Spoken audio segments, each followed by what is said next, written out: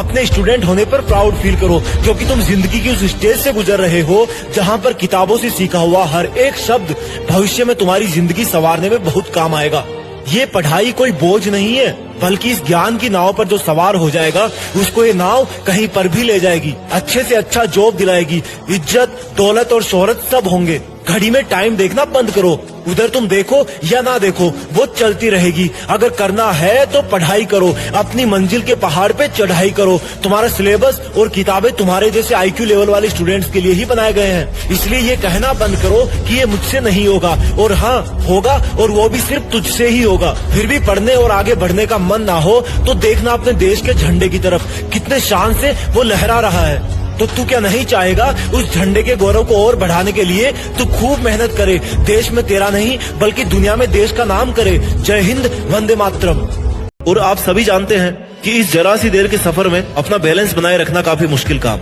वैसे फेल होने से ज्यादा मैटर ये बात करती है कि आप उसके बाद की स्थिति को कैसे हैंडल करते हैं। आप रुक जाते हैं, हार मान लेते हैं, रास्ता बदल लेते हैं, या फिर छोड़ देते हैं, या इन सब से ऊपर उठकर वापस से मेहनत करना शुरू करते हैं। क्योंकि आजकल के कॉम्पिटिटिव एग्जाम में 0.001% मार्क्स कम होने पर भी ना आप वहीं पे पहुंच जाते हैं जहां से आपने मेहनत शुरू करी थी। एक झटके में जिंदगी आपको बहुत आगे से लाकर वापस वहीं पटक देती है जहां से आपने चलना शुरू किया था। तब एक पल के लिए लगता है कि भाई सब खत्म हो गया, अब जिंदगी जीने का कोई महत्व नहीं है। मैंने क्यों इतने महीने जी तोड़ के मेहनत करी, मेरी तो किस्मत ही खराब है। इसलिए कहते हैं जिंदगी जब मुंह पर दरवाजा बंद करती है ना तो उसे खोलना नहीं तोड़ना पड़ता है। पूरे दरवाजा तोड़ने के लिए आपको गार्डन का पेड़ नहीं बल्कि जंगल का पेड़ बनकर, मजबूत बनकर खुद से और बाकी सबसे लड़ाई करनी पड़ती है। एक एस्पिरेंट का जीवन आसान नहीं होता।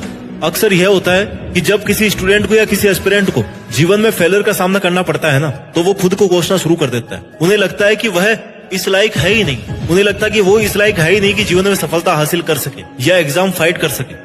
उनमें खुद के लिए ऐसी नेगेटिव अप्रोच डेवलप हो जाती है जो उन्हें धीरे धीरे सक्सेस से दूर कर रही होती है। उनका मन ये मान चुका होता है कि वो ये कर ही नहीं सकते, और फिर वो वापस से कोशिश करने से डरने लग जाते हैं। इसलिए अगर आपको एक्सपेक्टेशंस के अनुसार रिजल्ट नहीं मिल रहा है तो ऐसे में आप खुद को कोसने की बजाय उन रीजंस पर गौर करो जिसके कारण आपको फेलियर का सामना करना पड़ा। Start the video. अगर आपका किसी भी स्कूल या कॉलेज में एडमिशन हुआ है, आप किसी भी क्लास में हो, 3 बातें जो आपको पता होनी चाहिए। पता नहीं है तो पता कर लो अगर सच में टॉपर बनना चाहते हो तो।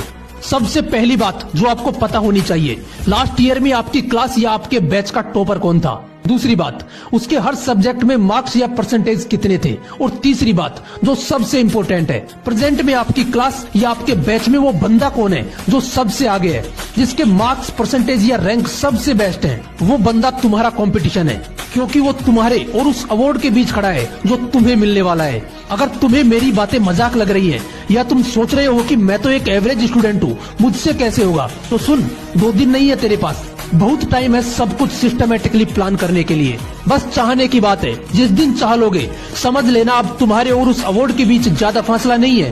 तुम दोस्तों के साथ मौज मस्ती करते हो, करो, लेकिन तुम्हें एक बात कभी नहीं भूलनी चाहिए कि तुम्हें अपनी जिंदगी को एपिक बनाना है जिसे कोई नहीं ला सकता। और यही डिफरेंस होता है हर स्टूडेंट में और उस टॉपर में जो साल के अंत में सब कुछ हिला कर रख देता है। तुम्हारा गोल है टॉपर बनना, इस गोल को तुम्हें नंबर 1 पे रखना है।